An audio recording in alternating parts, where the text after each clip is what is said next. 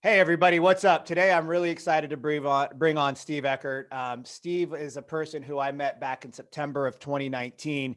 And when I met Steve, he just had the discipline and the physical look of somebody who I thought I could one day be.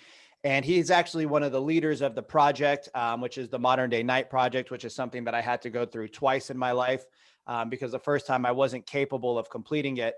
But Steve also shares in the project a lot of things that I never would have expected. I would have just not expected him to have gone through some of the things that he did.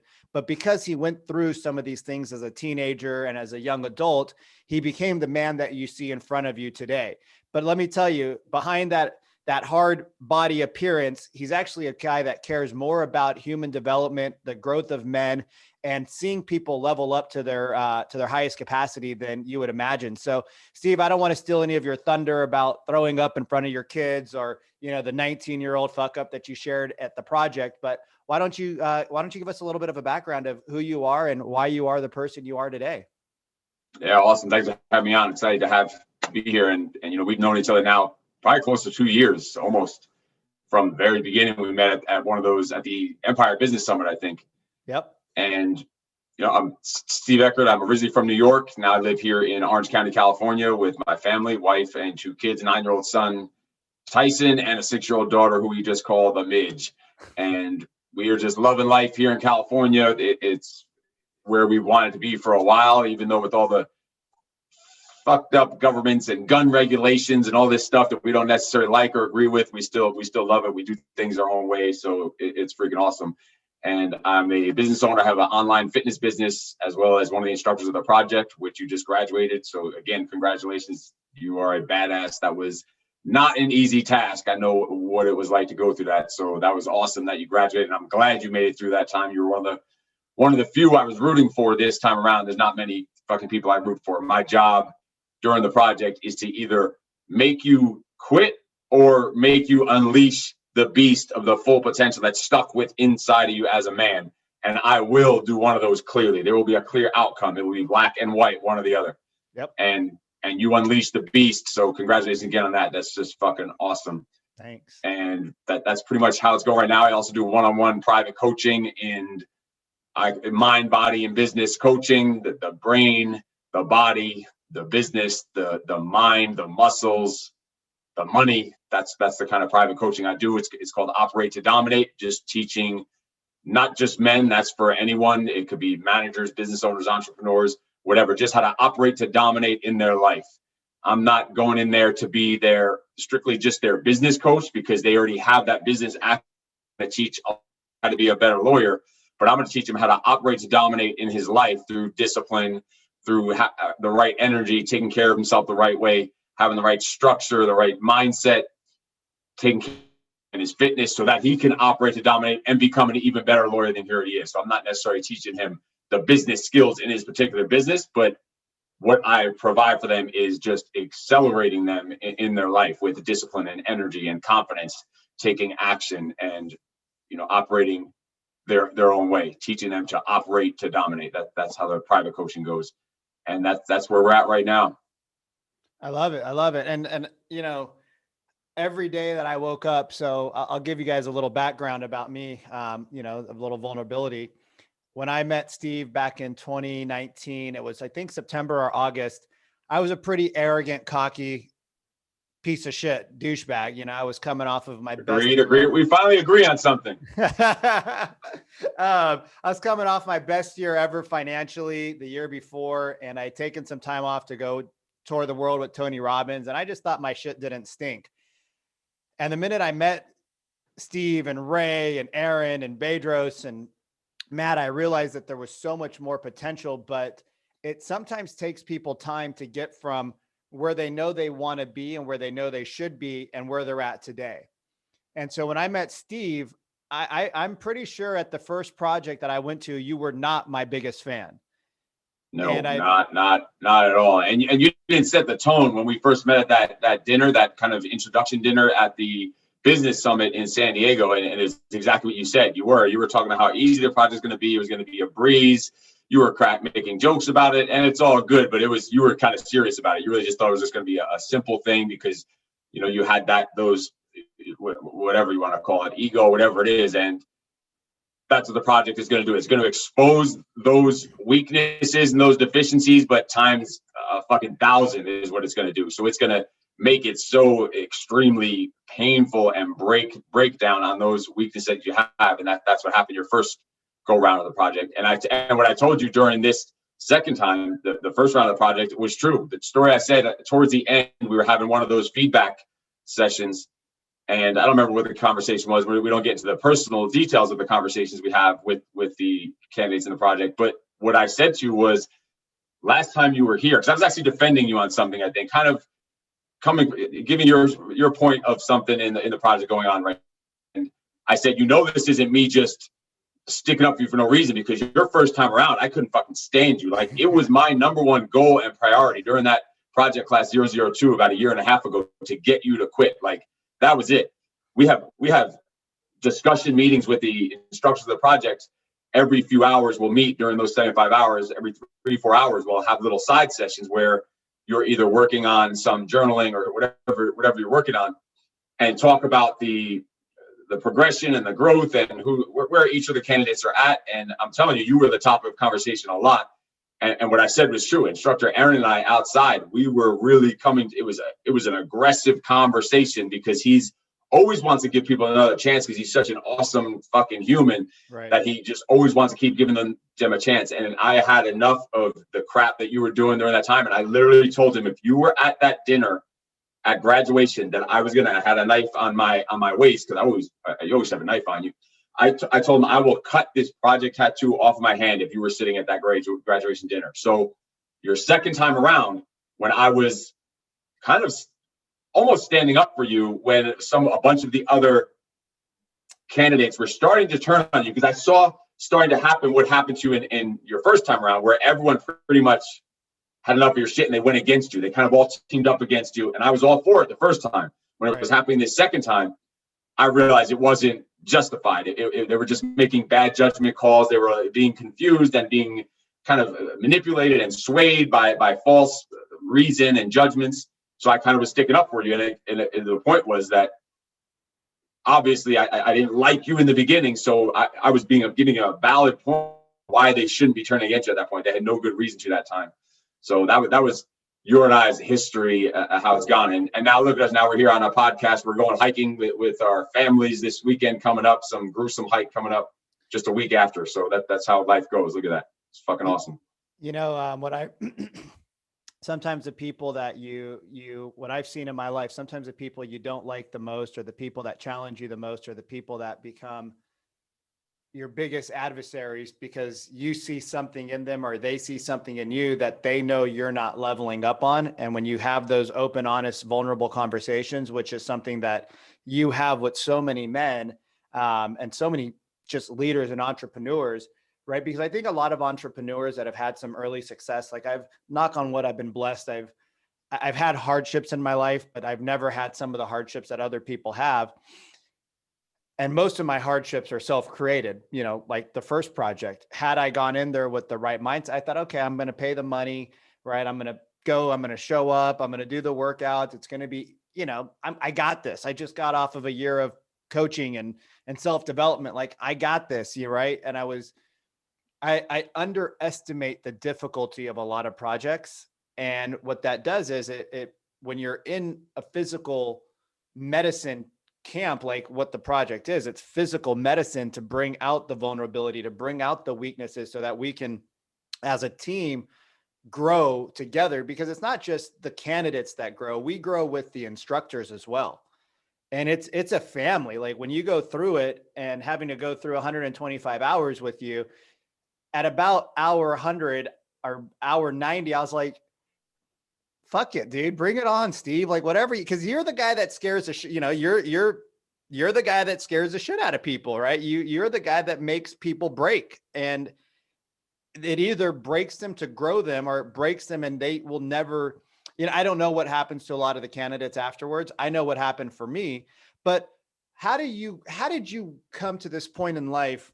Like, what were your setbacks in life that got you to where you're at today? Like, what were the hardships that you went through as a kid? Like, what what made you want to be this man that isn't just, that just cares so much about growing other people? Because I think some people might not realize that underneath that hard exterior is somebody who cares probably more about people than anybody I've ever met.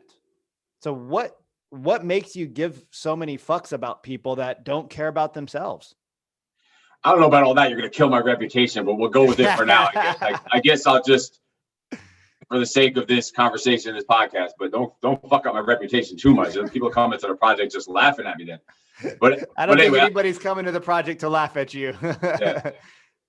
So we're all always growing and learning and shit. I'm learning every day. Every class of the project, you said us instructors, we get just as much therapy and just as much growth and knowledge and transformation as the candidates. That's why we love it, and we would do it for free if we could. We get so much out of it. I could hear the same or similar speech that someone has given, Bedros or one of the instructors given. I've heard it 9 or 10 times with an open blank notebook, pen in hand. I'm not going to take a break. I'm not going to go sleep. I want to just soak up as much knowledge as I can. And even the candidates, I learn stuff from candidates all the time. I take notes and ideas that spark in my head. And I'd say it all starts back. It's about always wanting to grow, always wanting to evolve. And I wasn't always like that. I was a fuck up. I was a fuck up as a kid. I was a fuck up as a teenager. I was even a fuck up as an adult in early years. Up until my 30s, I was probably a fuck up. Even with a fairly successful business, when I had my gyms in New York, I was still a fuck up at that time. So that should be fully the way. And it's a constant growth, constant progress. And I think it's something in your DNA, and I forget who called it. It was in social heredity. You have certain things in your DNA, certain things in your genetics. Nothing you can do about it. It's just there. You can't do anything about it. You also have certain things in your environment, how you grew up, that you can't do anything about it. Like your environment as a kid, what you're around, the way that your parents talk to you, the way that teachers talk to you, whatever you saw, everything around you is influencing you and creating that social heredity that's built into you. You can do nothing about it. It's there. It's going to be with you forever. And I always just accepted my DNA, accepted having a fucked up childhood, accepted this social heredity that was built in from my environment, that my environment just stamped in my bones. And I accepted it, that was the way life was going to be. And really not until much later in life, probably not until even after I got married, still was always attached to that boo-hoo, poor little fucking me, that victim mindset. Probably not until I had my first kid is when I had a shift. And I said, you know what? I'm going to break the fucking cycle, because I know the power and from studying and learning and getting coaches and guides and mentors. And I did put years and years and literally tens of, probably hundreds of thousands of dollars into my own personal development, my own growth, realizing that the power of just your mind, the power of your fucking thinking can't erase your DNA. It can't erase your genetics. It can't erase that social heredity. It can't erase the environment that was ingrained in you and all that stuff that's ingrained in you. It can't erase that, but it could overpower it. It can negate it. It's always going to be there. That always will be part of who I am, the shit that happened. And I love that all the things happened to me as a kid, because that's what made me have these discoveries and these realizations. So kind of that aha moment that, all right, my mind and your discipline, your mental discipline, your emotional discipline, physical discipline, that can overpower all that fucked up shit that happens to your entire life, no matter where you're in life. From this point right now, you could be 30, you could be 40, you could be 50, and you've been attached to all that shit that's happened in your life. In a split moment, you can make the decision that you're going to break the fucking cycle and realize that your brain power, your mind power can overpower all that shit that happened to you. Can't get rid of it, can't make it not have happened, but from that moment on, you can overpower it and literally change the entire trajectory of your life. And that's what we look to do with the project. We're not going to change someone's life. We're going to implement the project. We're going to administer the project on them. We're going to administer the process, put them through the physical suffering, physical breakdown and beatdown, so they can have those aha moments, have those breakthroughs, discoveries, and they get to that point where they say, either I'm going to break the cycle, and they're going to be unbreakable, like you said. You're like, bring it on, Steve. What the fuck? You can't do anything to me.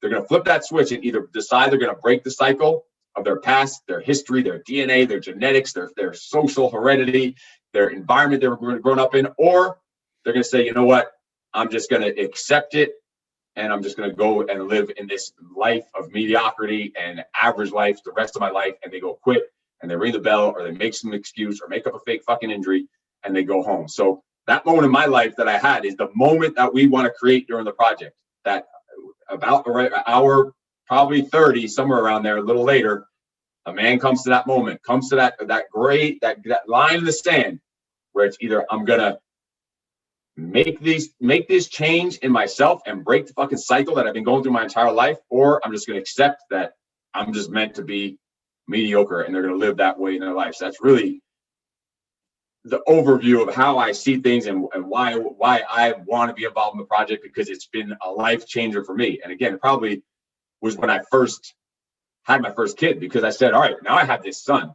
I have a pretty successful business, fairly successful. I know I was capable of a lot more, much more potential, but if I don't do something, start something right fucking now, and really start changing the way I think, the way I operate, even more discipline, change the energy that I'm putting out into the fucking world, this kid's going to grow up to be a little shit just like I was. He's going to grow up with the same fucking horrible thought patterns and lack of self-belief, lack of self-confidence, just like a ghost. Like I was just a ghost when I was a kid. That's where I saw myself.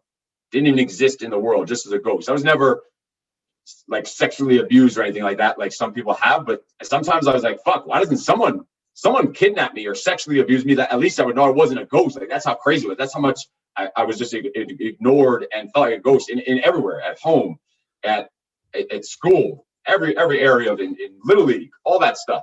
So that's the moment of clarity, the moment of change, that moment of breaking the fucking cycle that we try to create in the project, that myself and all the other instructors have had at one point in our life, where we decided that we were going to break that cycle. And really, I've tried to like break it down. I've done study on whatever, all the personal development, the books and the studies, the seminars, the interviews and the podcasts, all that stuff. Try to research it and see what makes some people decide to break the cycle and what makes others. And there's no real logical conclusion. Yeah, there's like none. why would they make the decision to do it? Like, why was I able to break the cycle? Like, right, your mother could be a crackhead, and you can use that as an excuse to be a crackhead yourself, or you can use that as an excuse to not be a crackhead. Right. It's what makes one go one way and the other one go the other way. And I really think that is something that's just in you. It's like a stubbornness in your DNA. So those addictive qualities that your parents gave you, kind of, you're just using that for good instead of evil. And it's just something that is just in your bone. Because why are some people able to do it and some people are not? That's like the question. So our job is to force that moment of clarity, of breaking the cycle on people during the project that we've all experienced in our life. I was literally talking to my grandma just now. She's like 84, 85 years old. And literally we were just talking about this topic, which is funny because she goes, I don't know why some people just don't want to grow, and they, all they want to do is gossip, and they want to argue and fight. And it's like, she's like, I'm an old lady. Like, I can't do that anymore. She's like, I'm tired. Like, I don't have the energy. She lives on her own. She lives on a farm. She still has a lot of stuff that's on her plate to manage. And she's just a little badass, but she's like, I'm old. Like, I don't want to argue with people. I don't want to argue with my family. I don't want to argue with, in-laws or outlaws. Like, I just don't get why people don't want to grow. She's like, we all need to grow in life, but some people don't want to and some people do. And, if you talk to her family, her kids will probably say, oh, she's a gossiper, she's a this, she's a that. But she's like, if you just approach the world differently and you just approach the world with love, there's nothing to argue about. She's like, you don't need to argue about things. And like, one of the things that I feel is that a lot of people want to be right. Like, people are so stuck on being right that they can't see past their own nose, because it's like, this is how I want to do it. This is how I want to do it. This is how I want to do it. And because of that, they get stuck in the trap of being right versus being happy.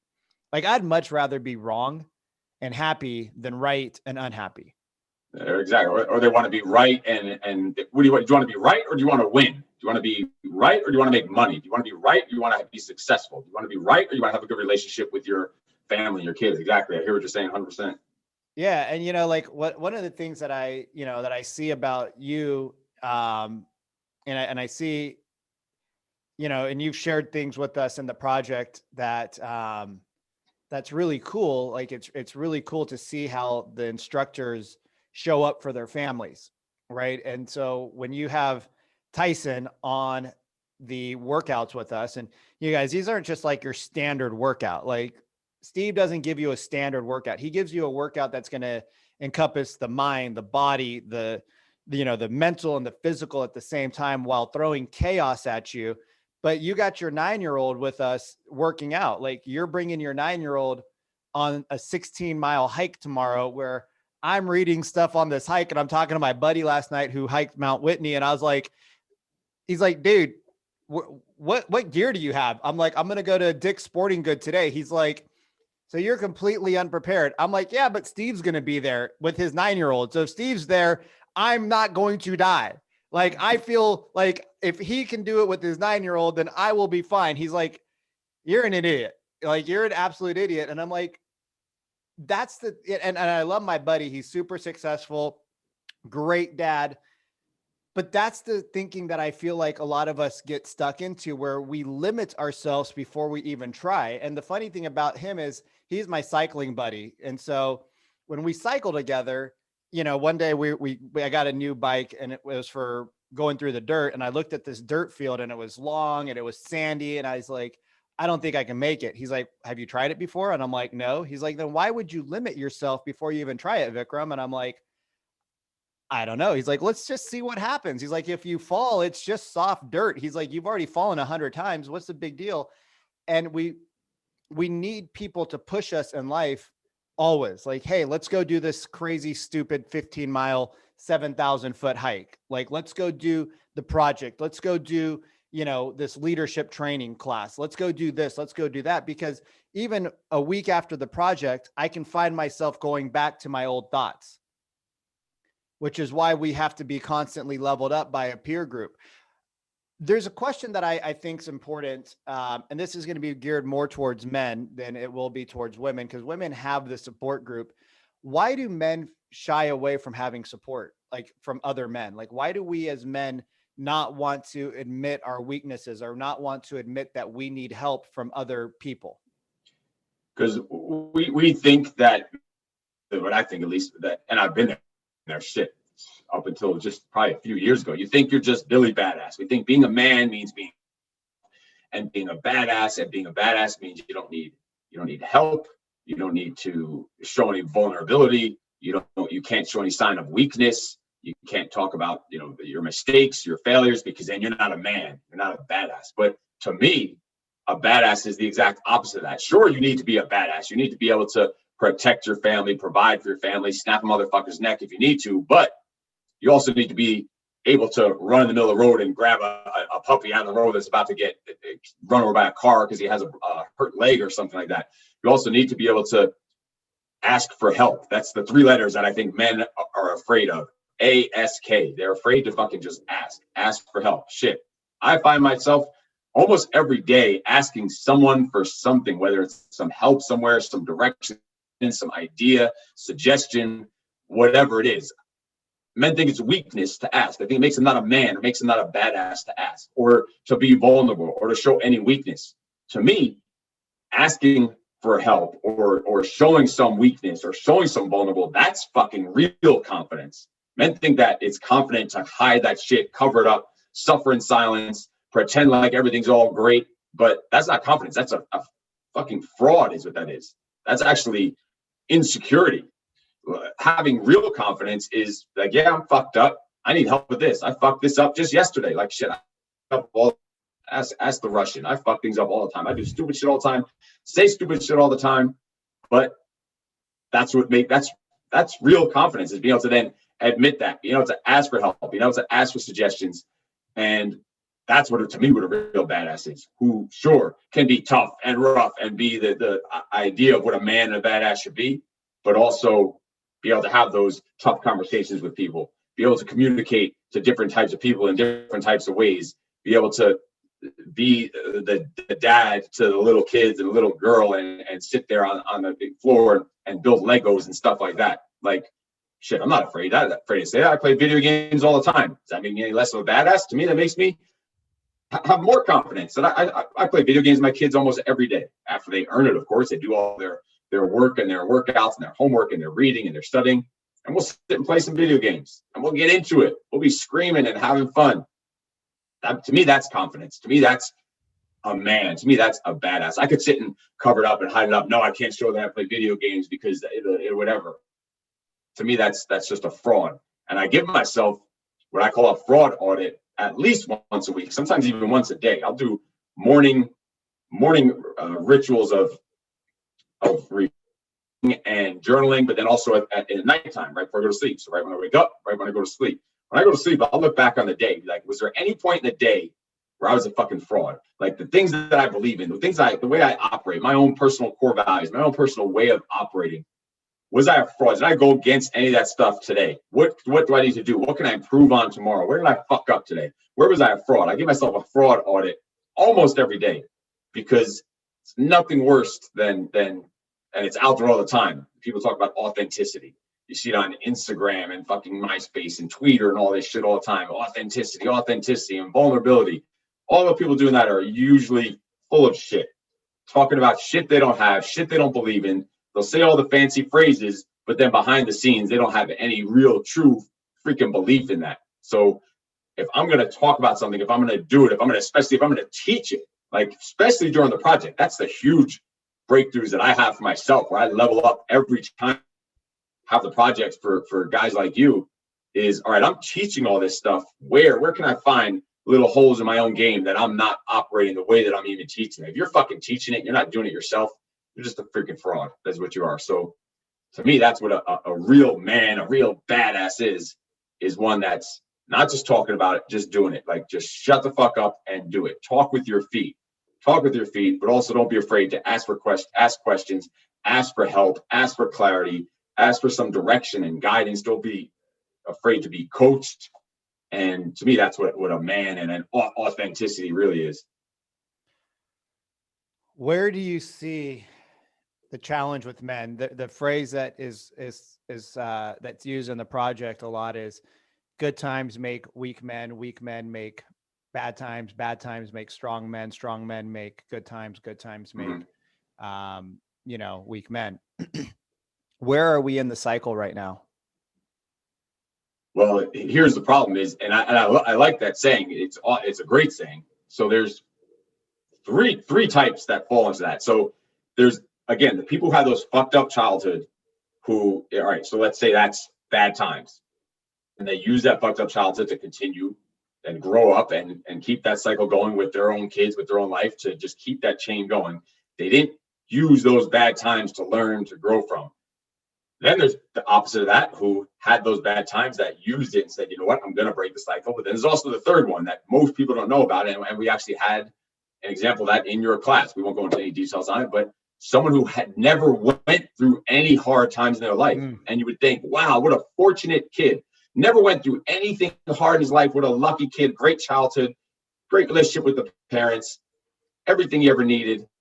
But now as an adult in a world that's gone fucking sideways and fucked up, he's going to be freaking out. He's not going to know how to deal with stuff, not going to know how to handle stuff, not going to know how to communicate, not going to know how to control his emotions, not going to know how to make decisions under pressure, how to have critical thinking, how to be creative with a crazy fucked up world with all the dumb shit going on in the world right now. So actually having such a great childhood was almost hindering him as an adult. So everyone needs, it's like a recipe for success, some form of it.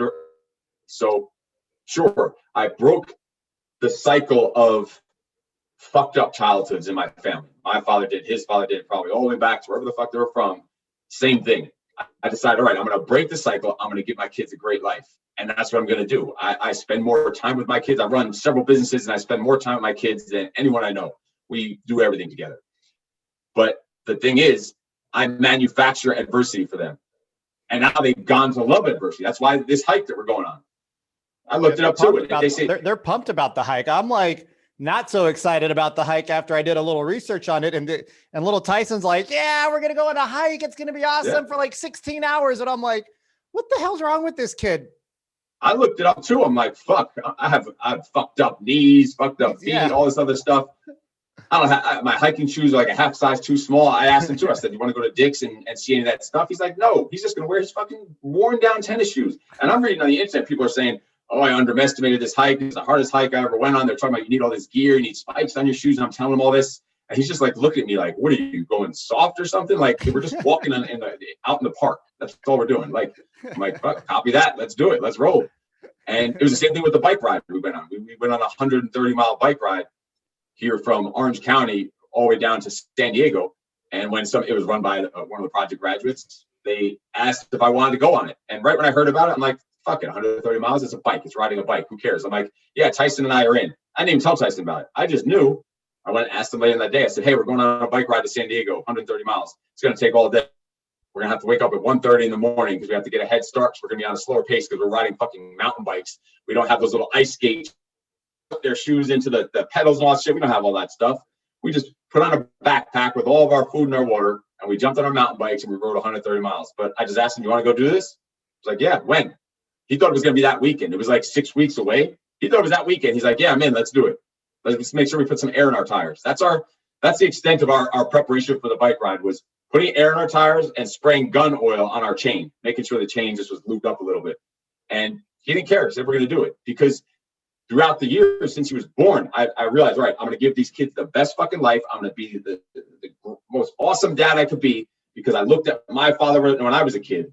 And I remember thinking, I want to be nothing like that motherfucker. So all the discipline and energy and confidence and success and money and everything I've ever had and made in my life was due to my father, to learning from my father, who had to do everything the exact opposite the way he did it. So when I made that decision, I'm going to break the cycle and give my kids a different life and have a different relationship, a completely opposite relationship with my kids. I said, the only problem is I'm going to be robbing them. It's going to be doing a disservice to them because they're not going to now have all that adversity I went through. That's what made me be able to deal with shit nowadays and not let shit, don't take things personal or have thick skin, is because of all the fucked up shit I went on as a kid. So the way I see it is, ever since my kids were born, I manufacture adversity for them. I make things hard for them. And a lot of times it's in a fun way. And now they love it. They search for it. They search for hard shit. They search for adversity because it's just a joke to them. Like, hard to them is fucking fun. It's crazy. Difficult is fun. Adversity is fun. Struggle, because they're just so used to it. It's just now built into their social heredity, where it's now born into them to do that. So we're going on this hike tomorrow, whenever. Yeah, tomorrow. Yeah, tomorrow morning. We got to wake up at like 3 a.m. We're going to go do this hike, but that's just more manufactured adversity. And we just have to keep pushing it and keep pushing the threshold, because now that's supposed to be the hardest hike around. You're supposed to have all this gear and I'll be afraid of all this stuff, and it's dangerous. And this kid's like, yeah, let's just go do it. No preparation, no training for it. Same with the bike ride. So we just have to keep pushing the boundaries to let these kids keep growing and keep elevating through manufactured adversity, so that when they're on their own and they're older, and the world, who knows what the world's going to be like then, no matter what the fuck the world throws at them, it's like, okay, whatever, next. So it's like, so what? Who cares? Let's keep rolling. Let's go have some fun, make some money. That's the way I see it. Manufactured adversity. And I love manufactured adversity. I mean, it's what I've created my own adversity in life by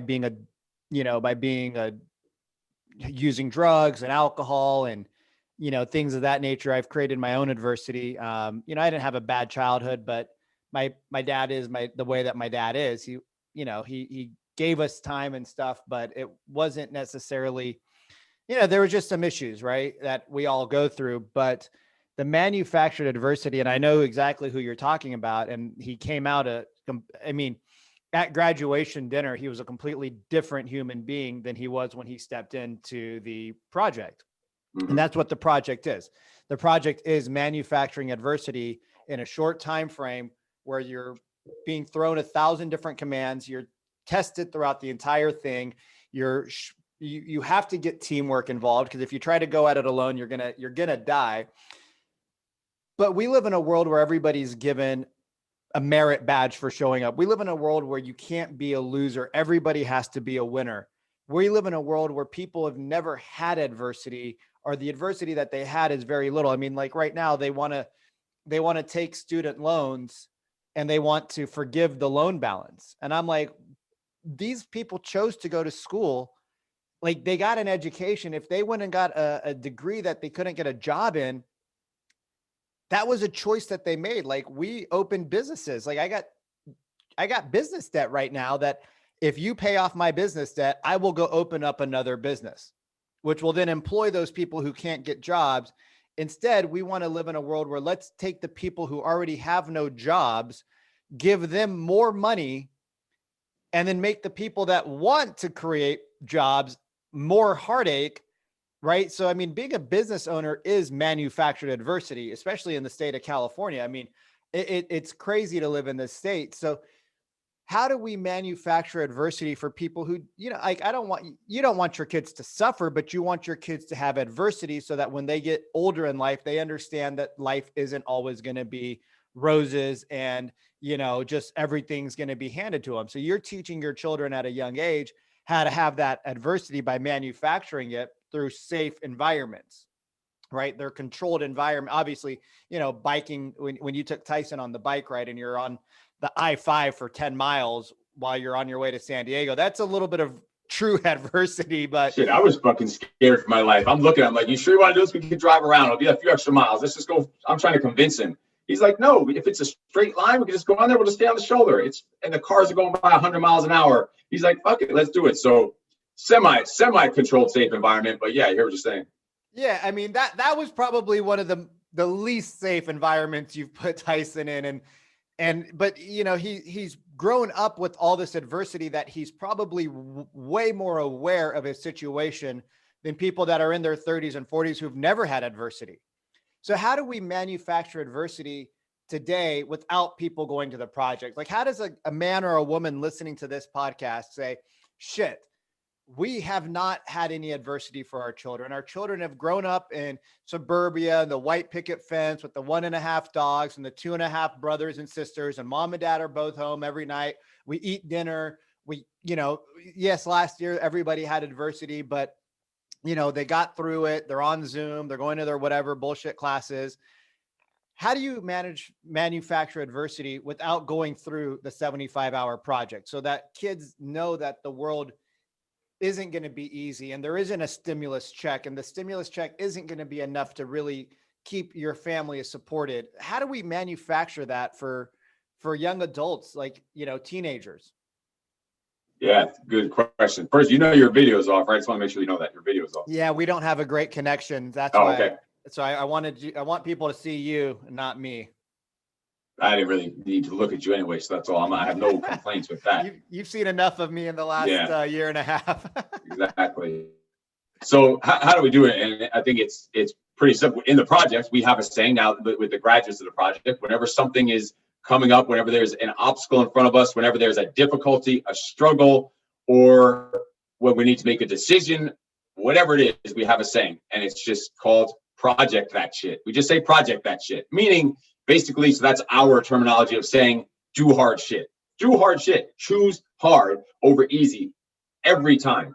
Now, I'm not talking about like, I told this to someone in their response one time in like a kind of a group discussion thing. Just, this is the kind of person who doesn't get it and they're never going to get it.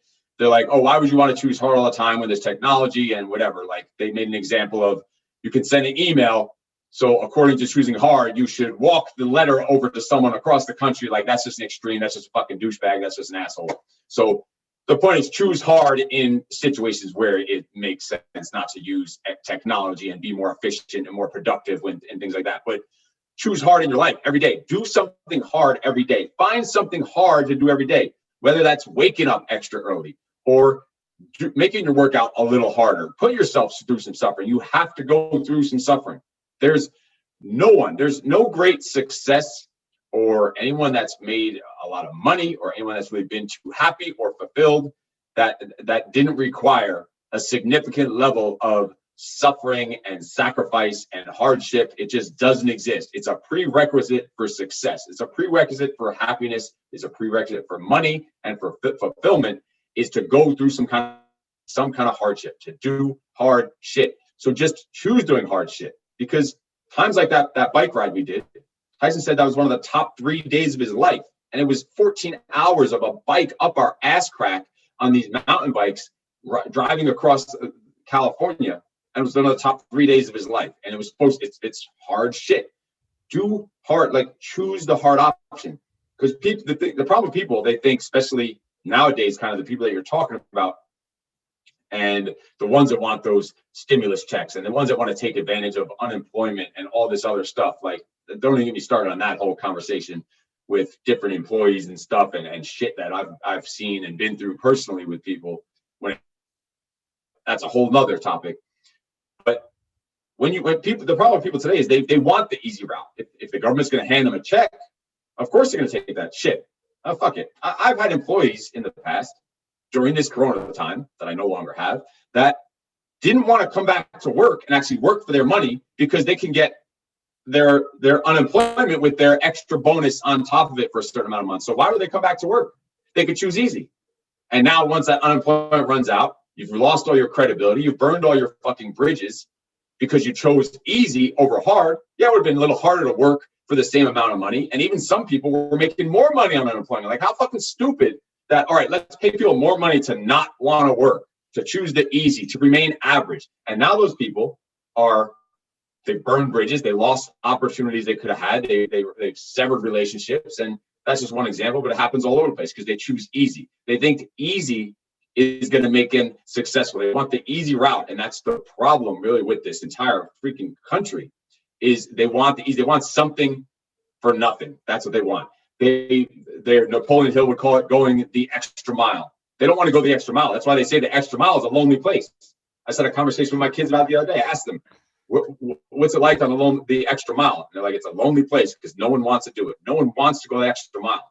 So no one wants to choose hard. And that's fine. You know what? You can't be super successful without those people that don't want to be super successful, because they have to be there. But to get them to step up, to get them to get out of that, they have to choose the hard option. Stop looking for the easy route. They think it's that easy is easy, but it really turns out easy is fucking hard. Yeah. Because they want easy, but that easy route's going to make them be fat and out of shape. That easy route's going to make them not have as much money, not be too happy, not have a great relationship with their family and their kids, because they're going the easy route. They don't want to go that extra mile. It sounds easy to not go to the gym. It is easier not to go to the gym. A fuckload easier not to go to the gym. But that's going to get you to be sluggish, lethargic. You get home from work and you just want to sit on the couch. Your kids want to play with you, and they're out there playing by themselves, and you're not being a good parent because you took the easy route. You don't want to go to the gym. You don't want that extra energy. You're taking family photos, and these are all like questions. I've been in the fitness industry for 20 years. These are actual things that people have told us in consultations, that when they take family pictures or any kind of picture, they purposely hide behind the crowd. You can barely see their head popping out like a little fucking pea because they're hiding their body because they're ashamed of it. It was the easy route to fucking not go to the gym and to eat a bunch of shit and to not prepare your food and not have the discipline, not wake up early, not spend the extra time in your day to go to the gym. That's fucking easy. Right. But it didn't sound very easy taking that picture at a wedding where you're fucking hiding and now you're like erased from the memories of that. Or another situation, someone told me, and these are all the gym related stuff, that they missed within a week, they missed something like a niece or a cousin, whatever it is, uncle's, a wedding and some kind of union or something, or graduation, whatever the fuck it was. They missed 2 big events, and both times they just pretended they were sick because they didn't like to get dressed up. They were ashamed of the way they looked and didn't want to go do it because they chose the easy route, and they did. They said it. They just were lazy, chose the easy route by not taking care of themselves, not being a good role model to their fucking kids. Right. And it sounded easy. It seems easy. It's not very fucking easy. I'm to lie to your family and tell them that you're sick because you don't like the way you look and you don't have confidence in yourself. Easy is fucking 10 times harder than extremely difficult, extremely hard. Hard, and when you start thinking of that way, hard becomes easy. What used to seem impossible becomes just a joke, like Tyson does with this hike. Like, he's ready to go. He doesn't care. We're gonna wake up at 3 a.m. We're just gonna go walk in the fucking woods. Is what we're gonna do. I'm gonna put a backpack on with some food and some snacks. Done deal. Some protein shakes, and we're good. So that impossible hard eventually becomes easy. Then you have to go out and seek out new hard shit and constantly pushing it and pushing it and pushing it and progressing yourself. So it's the short answer to that is just do hard shit. That's it. Make the decision that you're done being average. You're done being fat and F word. And you're not allowed to use the word fat anymore, like it's offensive to people. No, okay, then just don't be fat. People get so angry. Oh my God, you're like the devil for saying that you're. Well, what was it on the cover of Times or one of the lady magazines where they're like, let's normalize the new body, and the new body's like overweight and unhealthy. And look, I'm not here to try to fat shame you. I know that when I've had periods in my life where I weigh 220 pounds, right? And at 220 pounds, I had 4 chins and I did not want to take my shirt off because there was a big gut there. I was emotionally distraught. I was going through a divorce. I was smoking pot every day. I was drinking every night to get away. That's your average American. That's your average American right there, right? To get away from my ex-wife, I would go downstairs and I would sit in front of the barbecue and I would eat 3 burgers at like 11 o'clock at night just to get out of the house. I was like, I'm hungry, because that was the only excuse I could use to leave the house. And then I would sneak a couple of beers in there and I'd eat burgers at the barbecue for a couple hours because I wanted to get away. So I understand there's emotional trauma, and I went through therapy for it, and I got back in the gym, and now I'm at I'm at 180 because of the project. I needed to bulk up a little bit, but I'll be back down to 170 by the end of April, and I'll feel great. And right now I don't feel fat at all because my legs, like they fill my shorts up that I'm wearing right now. I'm like, holy crap, do I need to buy bigger shorts because my legs are so strong? I don't want to hear about what you're filling your shorts up with and all this other stuff. Sicko. But you know, when we manufacture adversity, right? For me, it's like I take a cold shower. For me, I spent $2,000 on a freezer with a filter, and I caulked it up, and I sit in there, 3 to 4 times a week at 31 degrees. Right. I go for a bike ride. I worked out with you yesterday. Wait, what'd you buy? What'd you say? You bought a freezer? I bought a cold freezer, right? Mine was smaller than the one I ordered because of the scamdemic. I mean, the pandemic. And you put this caulking on it, and then I fill it up with water, and I got a filter in there and a couple other things to keep the water clean. And it's 31 degrees. Oh, so freaking awesome. Yeah. So when we did the cold plunges, I was ready for the cold plunge. I was scared shitless of going to the beach. I mean, I almost I wanted to get medically rolled at the project last week because of the beach, and the beach is warm compared to the cold plunge, but there was just this fear in me and I was like, if they medically roll me, it's one thing, but I'm not going to quit. Like, no matter what, I'm not quitting. But if they say, Vic, you can't go. And you heard me. I mean, I threw up like everything in my body. I mean, I was in the bathroom every 15, 20 minutes barfing, and the medic was there, and he's like, Vic, are you okay? And I'm like, yeah, he's like, it's your nerves, isn't it? And I'm like, yeah, I'm not going to lie. It's my nerves. He's like, dude, just suck it up. Don't be a bitch. And I was scared shitless of going to the beach I don't know why. I don't know why I was scared, but there was something about that's what was causing you all that puking right before we left for the beach? Yeah. And I had to ride in the van with you. I'm like, you better not fucking puke on me. If I knew you were in the van, I definitely would have puked. No, I actually passed out in the van. I didn't have anything left in my stomach, and I put my head down, and 45 minutes or whatever it was later, we're at the beach, and I was like, okay, that's cool. And then we got there, and it was actually one of the greatest experiences ever. But 2 other people didn't make it. Like 2 people didn't make it through there. And that was probably the easiest thing that we did, because you're sitting there in the water, you're getting recovery, you're not really doing much. Oh man, wait, I gotta make sure I play this part back for Ray. He's gonna love hearing that. That is just awesome that you said this is the easiest part of the project. Oh, wait till he hears that. He's gonna be fucking pissed. Well, I mean, it just, when you look back at it, it wasn't as hard. In my mind, I had built it up to being something so crazy, but when we got there, it wasn't actually as hard as what I had built it up to being. Like, that's everything goes in life, right? You build up all this anxiety of all this shit that could happen, and none of it fucking happens. It's all like, what a stupid waste of energy. As if you took all that energy in those weeks leading up to the project, probably months you were probably thinking about shit. For you, probably a fucking year thinking about it. Over a And year. imagine if you took that mental energy and put it towards, I don't know, improving your relationships or making more money, servicing your clients better. Imagine how much more even more you could have given and serviced and made even money in your life. It's just people waste so much fucking time about bitching and complaining and worrying and stress, the warriors and weaklings and all that shit, when they could just take it. You only have a certain amount of fucking energy you could put out, and they waste it on stuff like that. And those are the ones that choose the easy route. They want to just choose the easy route. And those are the two gentlemen that left during the beach. They chose the easy route. That's what they did. They got in their own fucking heads. It was nothing physical. They did not quit for anything physical. It was a complete mental breakdown, because we were just standing. They quit. They were on a break. We were just standing there. Yeah. Right at bam, dropping like flies. Mental breakdowns. We were sitting in the ocean doing really not a lot of, I mean, it sucks having water go over you, but it wasn't like we were 6 feet in the ocean in a boat. We were chilling in the ocean, and it was like, oh, okay, this isn't that bad. For me, it wasn't bad because I had built it up to being something in my mind, like buds training or something, where we're going to have boats and we're going to have to lift them and logs. I don't know what I was thinking you guys were going to do to us, but, and who knows, maybe that's next class, but for me, the fear of going back to the project, right? I went to the project November of 2019. I was voted off by everybody. I'm very open about that. I was the bottom of the boat of the rankings. I was unprepared. I didn't know things that I should have known. And coming back to it was the scariest thing in my life. But then you flip the switch at like hour 30 or 40, you flip the switch, and it's like, okay, so I'm going to have some scratches on my legs. I'm going to have some scratches on my arms. I'm going to have some bruises.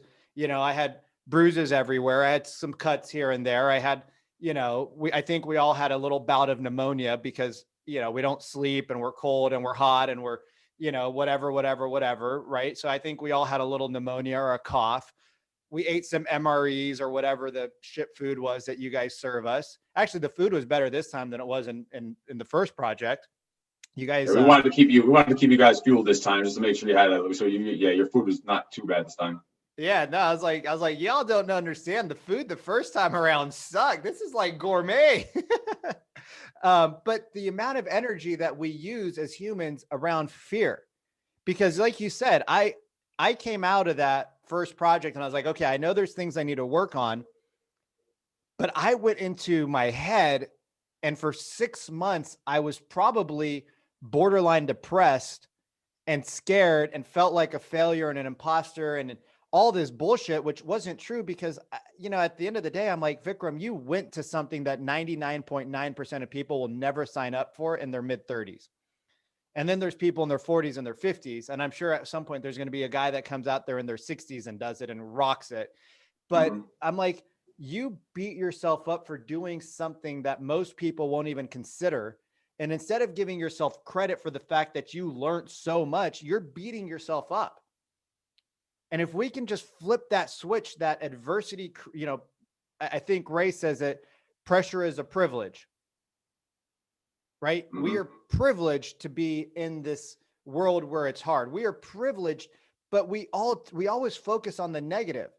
And so, doing like a cold shower in the morning, like I talked to so many people that said I could never do a cold shower. I said, so if I put a gun to your head, fuck it, I put a gun to your kid's head, you won't take a cold shower? Well, no, I could take one then. So why don't you just take one every day? Like you can go hot, cold, hot, cold, hot, cold, but just get in some cold water for 30 seconds to build some adversity. It's easy. It's easy life. It's easy to stay under the warm covers and hit the fucking snooze button and sleep in and not get up and just go and attack your day. It's easy. Why would you not want the easy life? And what I remember the first time I started waking up at 4 or 5 o'clock in the morning, and I give myself grace now when I get up. It's like, 5 o'clock is the deadline, but this week I gave myself some grace because my body was just physically wrecked. But, like yesterday, I was like, all right, I feel better again. All right, 4:57, I wake up. I can't go back to bed. This morning, my alarm goes off. It's 4:50. I'm already up, and I'm like, all right, cool. I make my bed in the morning, right? I get up, I go do my thing. And by 10 o'clock, I'm at the gym and people are like, dude, don't you work at? I'm like, yeah, I get my work done from 5 to 7. Like I get 2 hours of hard work done from 5 to 7, 5 to 8. And then I, have a couple calls from 8 to 10. And then 10, I ride my bike, I go to the gym, I work out for an hour and I spend 2 hours there. And then I come home, I take a quick little shower. Boom, life's great. They're like, how do you take off 2 hours? I said, well, I wake up early. Well, what time do you go to sleep at? I go to sleep at 9 o'clock most nights. I'm in bed at 9:30. And they're like, well, you go to sleep so early. I said, You're a loser. You got to live a little bit. You go to sleep so early. You're just doing too much. When's it going to be enough? That's what I fucking hate it. You got to live a little. They say you got to live a little. I've lived a lot. I mean, I went to jail because I lived so much that I got so drunk. I trashed my ex-girlfriend's house and I went to jail because of it. Cause I was living such a great life, Steve. I was living such a fucking awesome life. People want to see you. For most people want to see you. They prefer you like that because then they can feel good about themselves and their fucked up lives. They don't want to see you getting up early, getting after it, creating the time and the lifestyle. I do the same thing. I give myself 2.5 hours every single day just for my workout, and I make the time for it. I'm more efficient in structure and time blocking. Same thing. People don't want to see that because then it makes them feel bad about themselves. Their own insecurities, their own self-esteem goes down. So they don't want you to do that. They'd rather you be that drunk, that loser that's getting arrested and doing stupid shit. That makes them feel better about themselves. But fuck them all. Talk to me. So one of the things that I noticed what you were doing at the project. So for those of you guys who don't know, or if you haven't figured out, the project is a 75-hour fully immersive. You walk in at Tuesday and you leave at Friday, and your time is completely structured by the instructors. But your time isn't completely structured. You have free time. You're not always running things. We sleep for some time. We're out with other instructors. We're out doing training. But you don't skip a beat when you're there, do you? Hell no. I still, even though even when I'm not the one running the evolution, I'm either right in the other room taking care of my other stuff, or I'm right there with that evolution that I'm running because I want to learn. I want to soak in as much as I can. So I literally ate less than all of you ate during those 75 hours. I slept less than you slept. I took less showers. I didn't shower the entire time. You guys at least had the ocean and the ice baths. I didn't even take a shower because I don't want to go home. I want to stay focused in the zone. I only live 15 minutes from there, but I stay there the entire fucking time. So if I'm not the one running the evolution, I'll either go into the gym, make sure I got in my workout every single day, no matter how tired or sore or whatever my legs were and fucked up my knees. I got in my workout every day. I got in my meditation every day. I got in my journaling every morning and every night. I still had time to do at least some small amounts of the work I needed to do, like writing some emails and sending them out, doing some follow-up with some leads and prospects. Not a ton of it. I prepared for that, and I know that was going to happen. So I automated a lot of stuff before. So a lot of stuff was automated to go out, and knew what the plan was going to be to catch up afterwards. But we got a small amount of work, but that wasn't even my important stuff during that time. The little bit of work, I can accept missing out on the work for those few days, but I can't accept missing out on my meditation, on my journaling, on my reflection, on my note taking, on my learning, my study, reading. I had my books, some reading. Even during that time, I'll find 2 minutes here and there, 5 minutes here and there, whatever the fuck I could do, I'm going to keep doing it. I'm going to make sure I get it done. Those are just non-negotiables. I don't care what's going on. I'm going to make sure that's going to happen. So definitely did not miss a beat. And you can't. The second you do that, you start finding excuses to not do those habits. Then even when the project's not happening, I'll say, oh, well, I have this going on today, so I'll skip these for whatever reason. That's why I tattoo it on my freaking arm, no excuses. So I will never make any or accept any and just stick to those non-negotiables.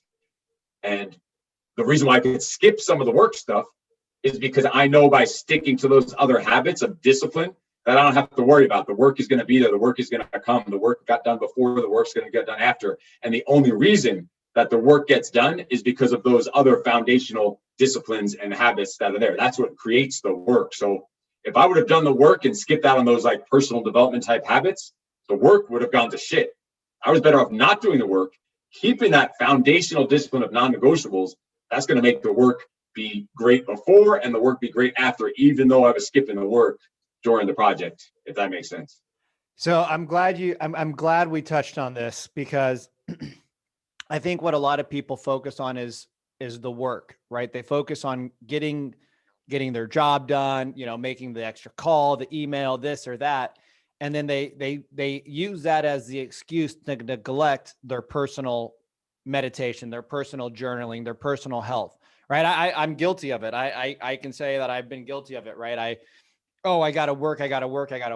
And then the next thing you know, it's been 3 months and you haven't read, you haven't meditated, you haven't learned anything. You've missed the gym now for 60 days. You're now eating ice cream and Twinkies and, crappy food because you feel crappy, you look crappy. So then you just say, well, fuck it.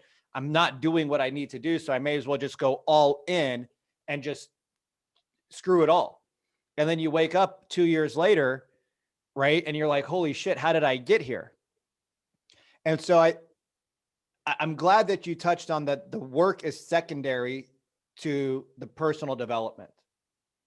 The structure. And don't get me wrong. Yeah, don't get me wrong. You still have to put in the fucking work. You still have to work your ass off. But if it's a case that you're just saying and someone's just going all in on work, I mean, think of the 4 F bombs of the project: family, fitness, finances, faith, which leads to fulfillment. If you could be making a shitload of money at your work, right, but if you're fucking fat and out of shape and unhealthy, and your wife fucking hates you and she's banging the fucking neighbor, and your kids think you're a loser, who gives a shit how much money you make?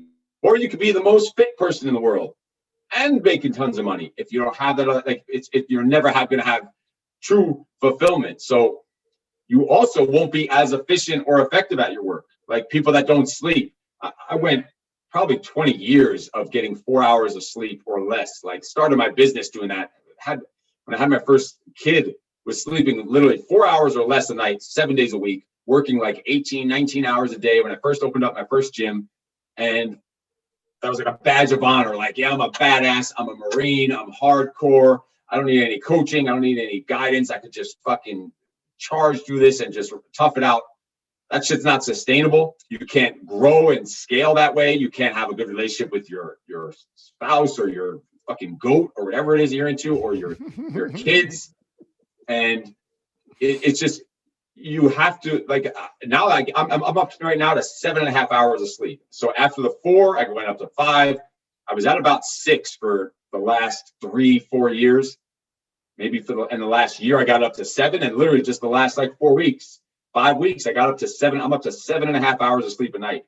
And let me tell you, that takes away from the work, right? Because when I was sleeping only 4 hours a night, that means I can get work done.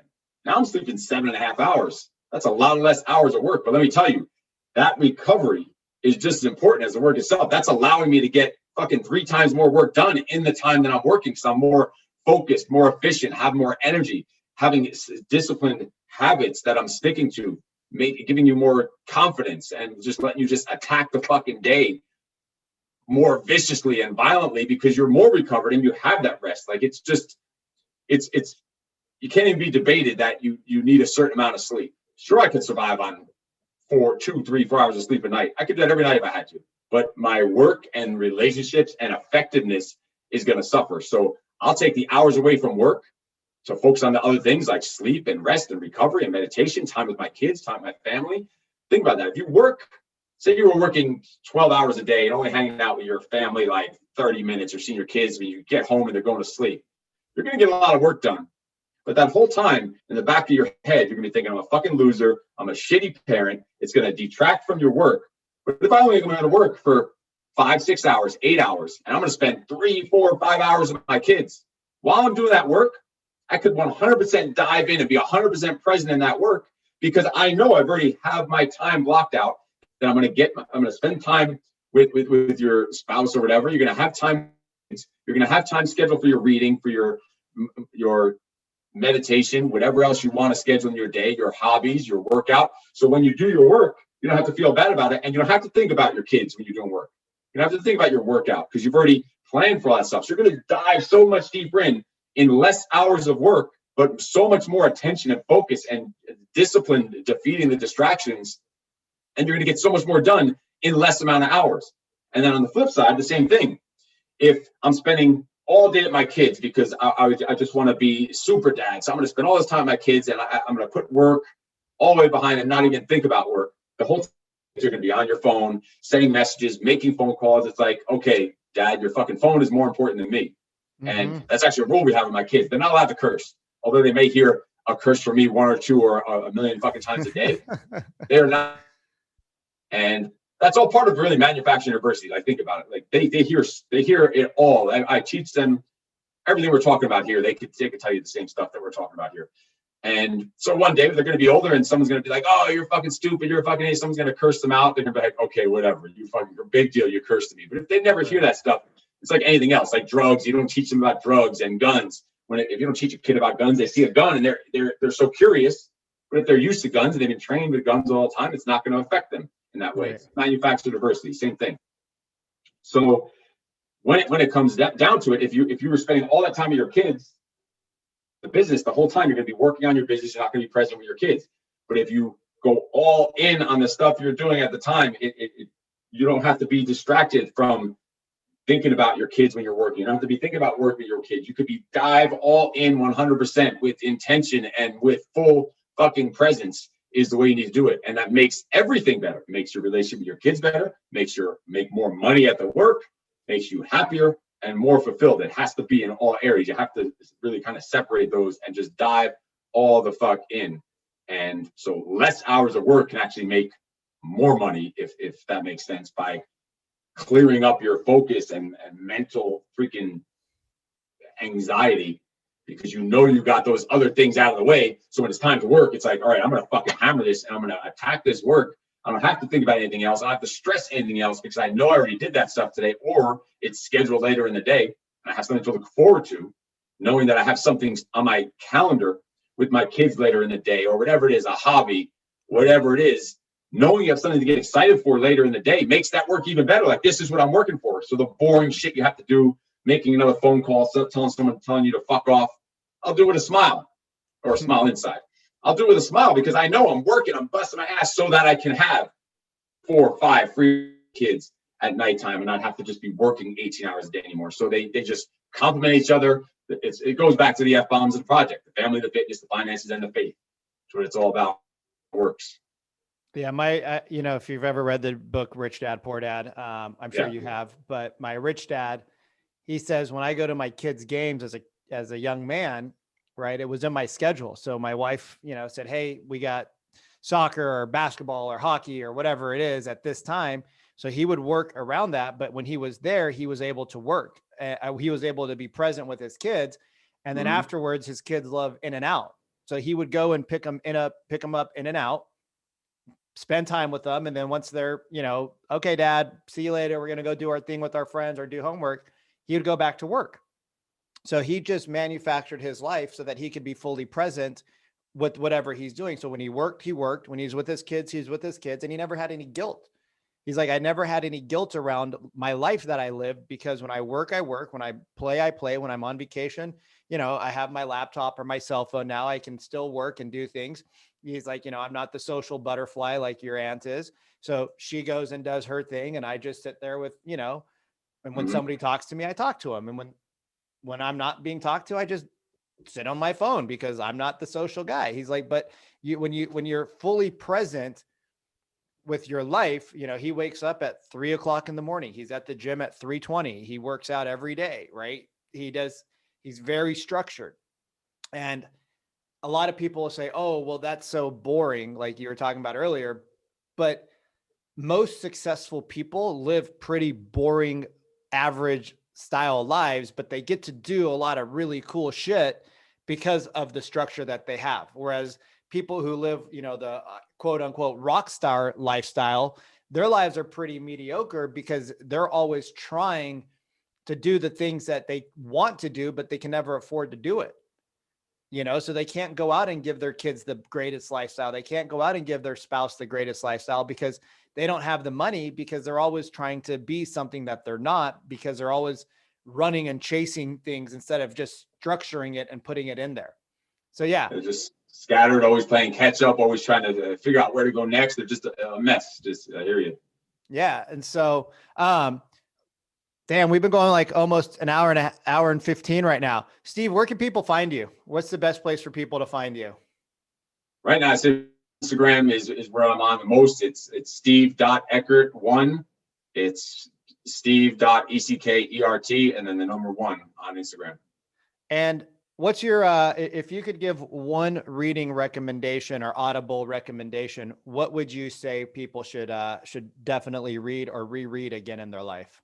Oh man, I could give you 50 within reach because I surround them, and this one is even right here, separate from the rest. One of my top books, both of these, but there's so many of them. I could give you so many, but probably right here, Psycho-Cybernetics is one of my top. I've read it so many times. I've gone through it so many times. Outwitting the Devil by Napoleon Hill, another one. So many good. I could go on all day, but yeah, Psycho-Cybernetics is one of my top that I find myself going back to all the time. Another one, even though you only said one, if you never read it, is Viktor Frankl, A Man's Search for Meaning. So this is, you think you're having a bad day, go read just a little portion of that and realize how good you have it. It just will boost up your gratitude for life, and for wherever you are in life, you'll just feel tons of gratitude for where you are and appreciation for how your life is, no matter what stage you're at. I had to buy that one on Audible so I could listen to it while I was training before the project. I've read it before, but I wanted to refresh my mindset because we go through nothing hard in life compared to what he went through, and his mindset is just so powerful. So I made sure that I listened to that one twice prior to coming to the project, because I was like, nothing that you guys are going to put me through is worse than what he was forced to go through.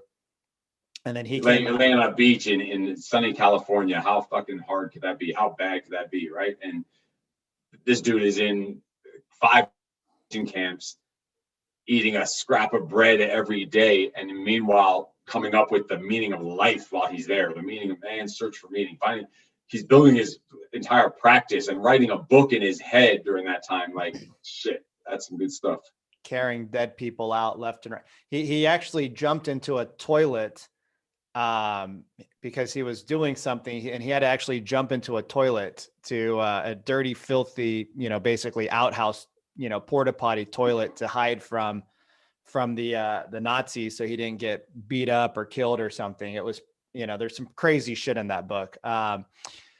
What's your and we bitch and moan when our favorite fucking series gets discontinued on Netflix. That's what people complain about nowadays. Yeah, it's oh my God, my internet doesn't work today. Oh my God, my cell phone died. Oh my God, McDonald's is closed. The drive-thru's so long. Like, you don't even have to get out of your car to fucking get unhealthy these days. Like, come on, people.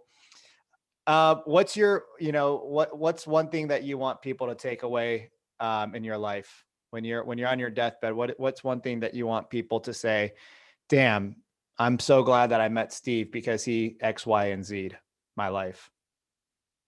I'd say it'd be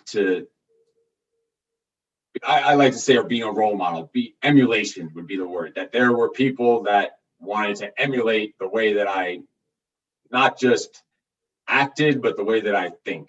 So teaching people how to think, being an emulator, and starting with my kids, obviously, that's the main thing. But even whoever, coaching clients I have, friends, family, fucking strangers in the grocery store, that people just wanted to emulate the way that I think and act and approach life. And that's probably what I would say. It is just influencing people how to think, how not to think like little bitches, how to think with a no excuses mindset, and always finding the positive side in whatever the hell they're doing, not making any excuses for it, just attacking the freaking life. But if that was the one thing, it'd have to be that it was someone who people wanted to emulate. They wanted to be like, they wanted to think like, they wanted to act like. I love it. And you definitely are a man that lives that, that creed. You definitely live that motto, because I know a lot of us look at your life and we say, that's a guy that lives by example. Well, you are one hell of a freak, and I'm glad that you are part of my life and part of my circle. And I appreciate you taking your time out of your day to do this podcast. I feel like it's going to definitely help and resonate with a lot of people that just needed to level up and hear that excuses are the nails that build the house of failure. And so you guys, if you're not following Steve, follow him, Steve, on Instagram. He's also got a great YouTube channel where he delivers. I think you're on episode 70 or 65, where he does a lot of great content on how to level up. And he also gives out a lot of health advice. And he does free classes with him and his wife and his kids. And he's just somebody who lives by example. So if you're ready to step up your game, follow him. And then I would highly recommend men to reach out to him about the project. It's the hardest 75 hours you'll ever do, but you can do anything for 75 hours and it will reward you in more ways than you could possibly imagine. Your wife, your children, your business, your partners, your pocketbook, your fitness will all level up because of it. So Steve, thank you so much. And I will see you tomorrow. Awesome. Thanks for having me on. And yeah, see you tomorrow bright and early. Go attack the hill. Yes, baby. Awesome. Thanks a lot.